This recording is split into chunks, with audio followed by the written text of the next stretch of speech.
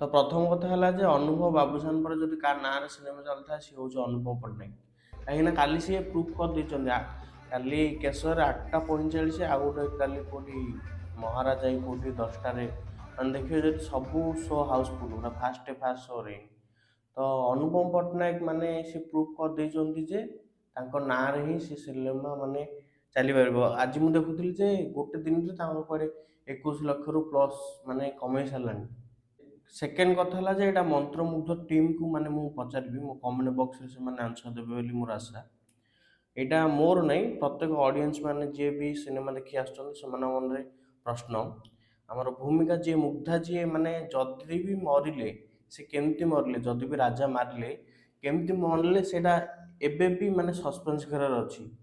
କ'ଣ ମରିଲେ କେମିତି ମରିଲେ ବା ସେଇଟା ଦେଖେଇବାକୁ ଚାହୁଁନଥିଲେ, ସେଇଟା ଯଦି ମନ୍ତ୍ରମୁଗ୍ଧ ଟିମ୍ ଯଦି କହିବେ ତାହେଲେ ମୁଁ ବହୁତ ମାନେ ଖୁସି ହେବି। ତ ଫାଇନାଲି କହିବି ଯେ ହରର କମେଡ଼ି ବାଲା ମୁଭି ହେଇଛି, ଆପଣ ଡରିବେ କି ନାହିଁ ମୁଁ କହିପାରିନି, ବଟ୍ ଆପଣ ଯେତେବେଳେ ହଲ୍ରୁ ବାହାରିବେ ହସି ହସି ଆପଣଙ୍କ ପେଟ ଫାଟିଯିବ, ଏଇଟା ଗ୍ୟାରେଣ୍ଟି ମାନେ ସିନେମା ଦେଇଛି।